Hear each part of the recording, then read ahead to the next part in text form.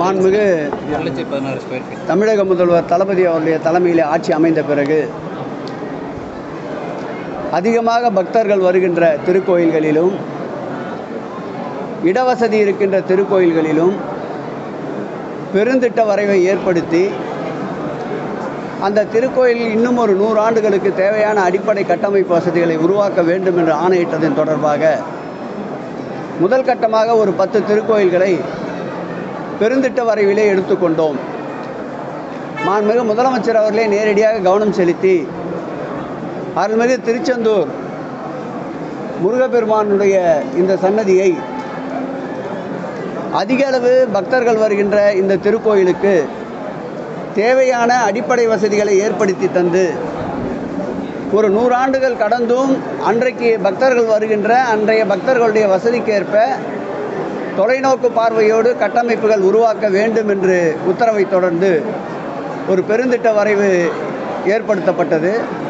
அதை மாண்புமிகு முதலமைச்சர் அவர்களே 3 முறை தொடர்ந்து பார்த்து அதில் சில விஷயங்களை மாறுதல் செய்து இறுதி வடிவம் கொடுத்து 5/12/2022 அன்று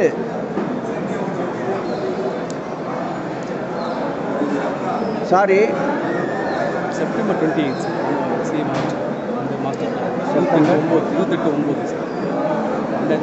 அடிக்கல் அந்த 2022 யாத்திரை திவாஸ்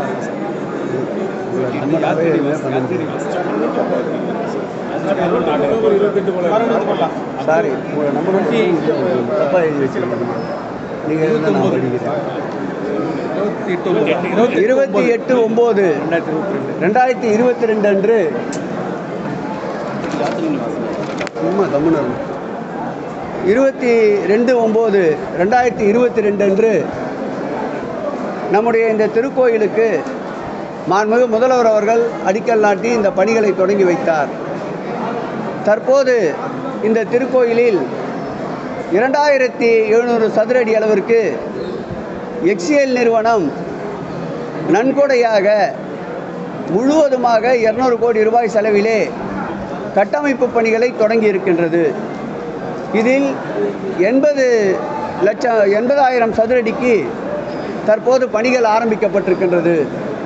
அதில் கழிப்பிட வசதி, அதேபோல் பம்ப் ரூம், அதேபோல் 10 லட்சம் லிட்டர் கொள்ளளவுள்ள தண்ணீர் தொட்டி, அதேபோல் துணை மின் நிலையம், மின்சார தேவைக்காக துணை மின் நிலையம், அதேபோல் ஆஃபீஸ் நிர்வாக வசதிக்காக அட்மினிஸ்ட்ரேஷன் கிளினிக் போன்ற அனைத்து வசதிகளுடன் கூடிய சுமார் 80,000 சதுரடியுள்ள கட்டுமான பணிகள் துவங்கப்பட்டிருக்கின்றது.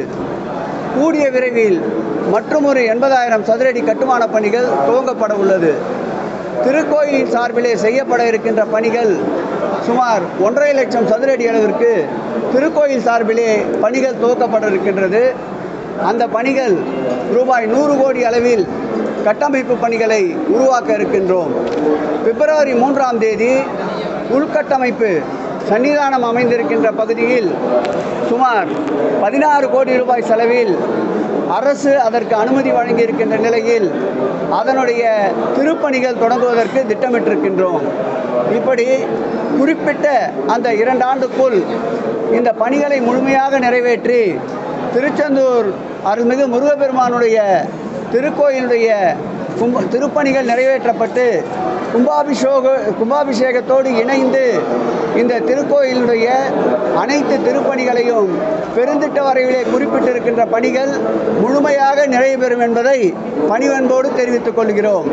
இன்றைக்கு ஏற்கனவே நீதிமன்றம் உத்தரவிட்டதை தொடர்ந்து நீதிமன்ற அறிவிப்பின்படி கைபேசி பாதுகாப்பு பெட்டகத்தை இன்றைக்கு தொடங்கி வைத்திருக்கின்றோம். அதேபோல் இந்த திருக்கோயிலே கட்டப்பட்டு கொண்டிருக்கின்ற யானை குளியல் அறை அந்த பணிகளை மேற்பார்வையிட்டிருக்கின்றோம். திருக்கோயிலின் சார்பிலே வாங்கப்பட்டிருக்கின்ற 4 வேன்களை பக்தர்கள் மற்றும் மாற்றுத்திறனாளிகள் வயது முதிர்ந்தோர்களுக்கு பயன்பாட்டிற்காக 4 வேன்களை இன்றைக்கு தொடங்கி வைத்திருக்கின்றோம்.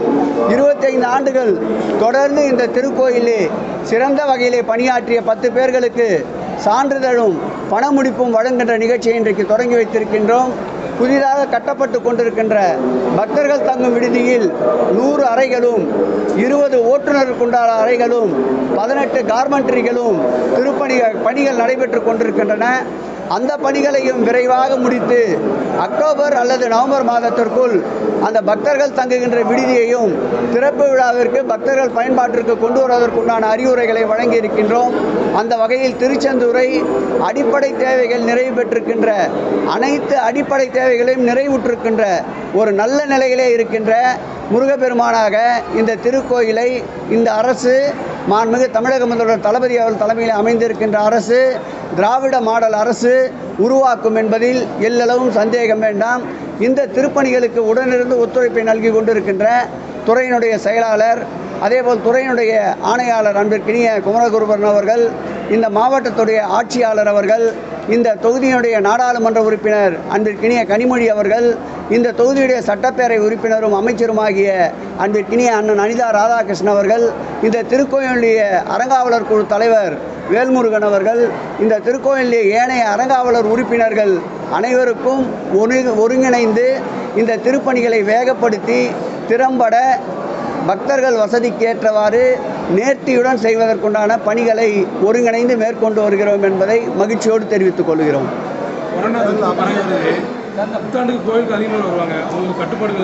ஏற்கனவே கொரோனா நோய் தடுப்பினுடைய நடைமுறைகள் அப்படியே இருக்கின்றன.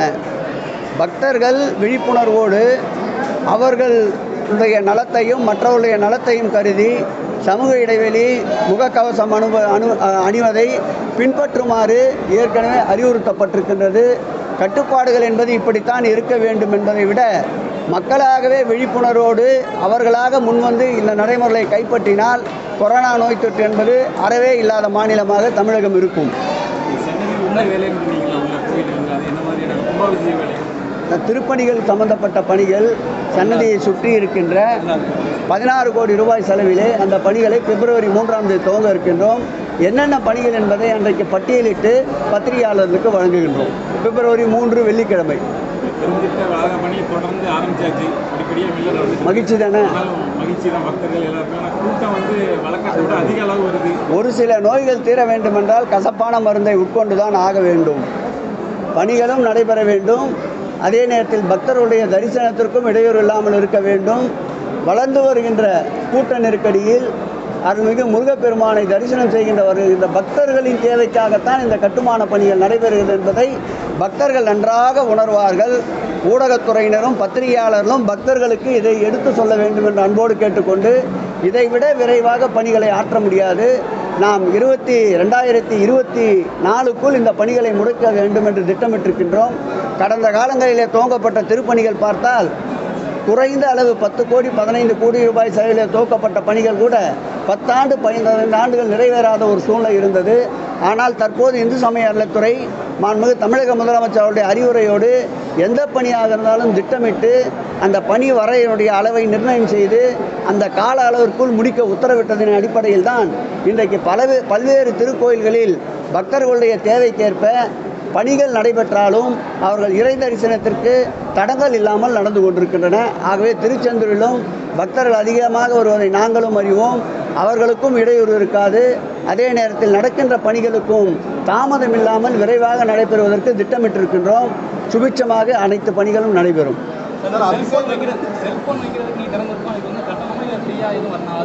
இது ஒரு செல்போனுக்கு 5 ரூபாய் என்று கட்டணம் வசூலிக்கப்படுகின்றது. திரும்ப வருகின்ற பொழுது முறையாக அந்த கட்டணச் சீட்டிலேயே அவருடைய புகைப்படம் பதிவு செய்யப்படுகின்றன. முழுவதுமாக கணினிமயமாக்கப்பட்டிருக்கின்றது. ஏனென்றால் விலை மதிப்பு கூடிய அந்த செல்போன்கள் மாறிவிடக்கூடாது, அதில் எதுவும் பிரச்சனை வந்துவிடக்கூடாது என்பதற்காக முழுவதுமாக கணினிமயமாக்கப்பட்டிருக்கின்றது. ஏற்கனவே மதுரை மீனாட்சி அம்மன் திருக்கோயிலிலே இந்த செல்போன்கள் பாதுகாப்பறை ஏற்படுத்தப்பட்டிருக்கின்றது. அதிலே பயன்படுத்துகின்ற அந்த சாஃப்ட்வேரைத்தான் இங்கேயும் இன்ஸ்டால் செய்திருக்கிறோம். ஆகவே எந்த விதமான பிரச்சனையும் இல்லாமல் நல்ல முறையில் சுமூகமாக நீதிமன்ற உத்தரவை, குறிப்பாக நீதிபதிகள் மகாதேவன் அடங்கிய அமர்வு அளித்த அந்த தீர்ப்பை அமுல்படுத்துகின்ற வண்ணம் இன்றைக்கு செல்போன் பெட்டகத்தை தொடர்ந்திருக்கிறோம். தொடர்ந்து முதல் கட்டமாக 48 முதுநிலை கோயில்களில் இந்த செல்போன் பெட்டக வசதியை ஏற்படுத்த திட்டமிட்டு பணிகள் நடைபெற்று கொண்டிருக்கின்றன.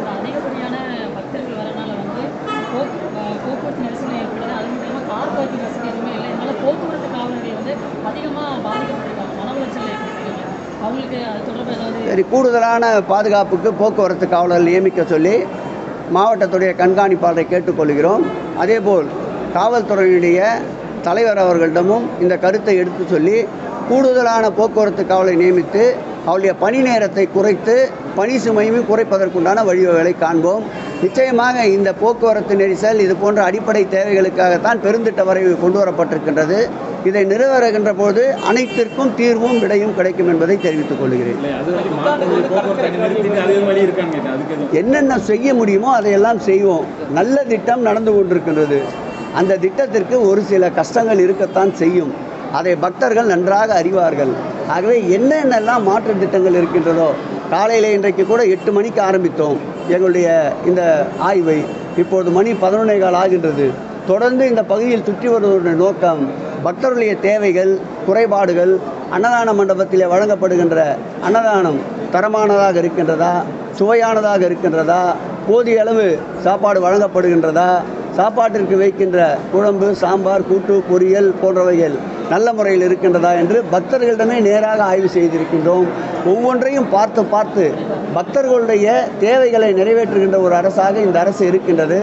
ஆகவே நிருபர்கள் கேட்கின்ற இந்த கேள்விகளை நாங்கள் வேறு கண்ணோட்டத்தோடு பார்க்காமல் நீங்கள் எடுத்து சொல்லுகின்ற ஆலோசனைகளாக அதை எடுத்துக்கொண்டு அவைகளை நிச்சயம் நிறைவேற்றுவோம். சார், அபிஷேக கட்டணம் வந்து பல மடங்கு 500 ரூபாய் இருந்து 2000 விஐபி 10,000. இந்த 500 ரூபாய் உயர்த்தப்பட்ட கால அளவை பார்க்க வேண்டும்.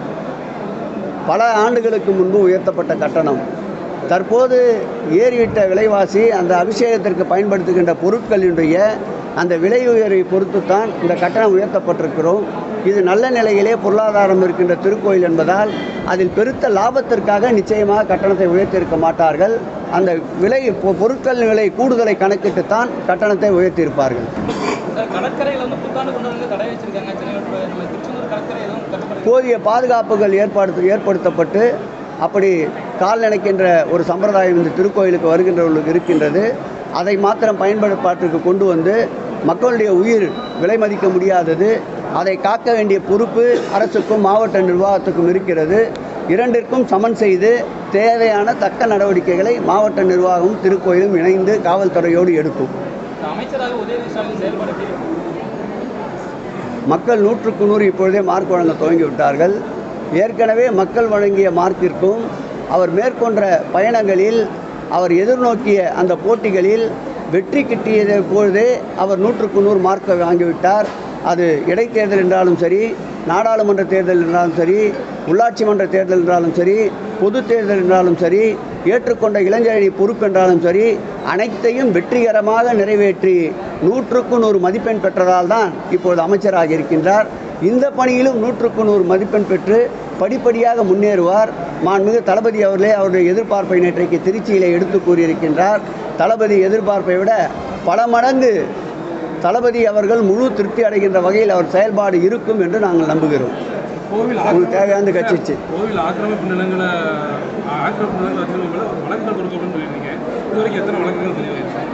சூழ்நிலைக்கு ஏற்றாற்போல் எங்கெங்கெல்லாம் ஆக்கிரமிப்பாளர் கண்டறியப்பட்டிருக்கிறார்களோ அவர்கள் மீதே நேரடியாக பெயர் குறிப்பிட்டு புகாரை அளித்திருக்கின்றோம். ஆக்கிரமிப்பு பொதுவாக யார் ஆக்கிரமிப்பாளர் தெரியாத நிலையில் ஆக்கிரமிப்பையும் புகாராக அளித்திருக்கின்றோம். அந்த வகையில் அந்தந்த மாவட்டத்தில் அளிக்கப்பட்டிருக்கிற புகாருடைய எண்ணிக்கையை கேட்ட பிறகு அடுத்து வருகின்ற காலங்களில் உங்கள் கேள்விக்கு நாங்கள் பதிலளிக்கிறோம். சார், கோயில் கோசலையில் கால்நடைகளுக்கு அந்த பணிகள் கிடப்பிலே கிடக்கு. 3,20,000 ரூபாய் செலவிலே இப்பொழுது அந்த பணிகளை மேற்கொண்டிருக்கின்றார். பணிகள் தொடங்கப்பட்டிருக்கின்றன. இது திருவாதுரை திருப்பணி காலம் என்பதால் இந்த திருவிழாவில் தங்கத்தேர் உபயம் என்பது இல்லை. 6ஆம் தேதி வரையில் தங்கத்தேர் பவனி இல்லாததால் அந்த 6ஆம் தேதிக்குள் இந்த பணிகள் நிறைவுற்று தொடர்ந்து தங்கத்தேர்களை நேர்த்திக்கடனுக்காக பதிவு செய்திருப்பவர்களுக்கு தங்கத்தேர் திருப்பணி அதற்குள் முடிவுற்று அவர்கள் எப்பொழுதும் போல் தங்கத்தேர் ஓடுவதற்குண்டான நடவடிக்கைகளை துறையினுடைய இணை ஆணையாளர் மேற்கொண்டிருக்கின்றார். பேட்டரி கார் என்பது இன்றைக்கு 4 கார்களை இயக்கியிருக்கின்றோம். இது பஸ் ஸ்டாண்டிற்கும் திருக்கோயிலுக்கும் இந்த பேட்டரி கார்கள் தொடர்ந்து பயணித்து கொண்டிருப்போம். இதில் மாற்றுத்திறனாளிகள், வயது முதிர்ந்தோர்களை முதலாவதாக முக்கியத்துவம் கொடுத்து முன்னுரிமை கொடுத்து கட்டணம் இல்லாமல் அவர்கள் சென்று வருவதற்கு ஏற்பாடு செய்யப்பட்டிருக்கின்றது. முதியோர்கள் மாற்றுத்திறனாளி இல்லாத போது பக்தர்கள் தேவைப்பட்டால் அவர்களும் பயன்படுத்தி கொள்ளலாம். யாத்திரை நிவாசம் பற்றி சொல்லியிருந்தீங்க, அது என்ன பண்ணி யாத்திரை தான் சொல்லிட்டேன், 100 ரூம் கட்டுறாங்க சொல்லிட்டேன். 100 ரூம் கட்டுறாங்க, அதில் 20 ரூம் தனியாக டிரைவருக்கு கட்டுறாங்க, 18 கார்மெண்ட்ரி கட்டுறாங்க.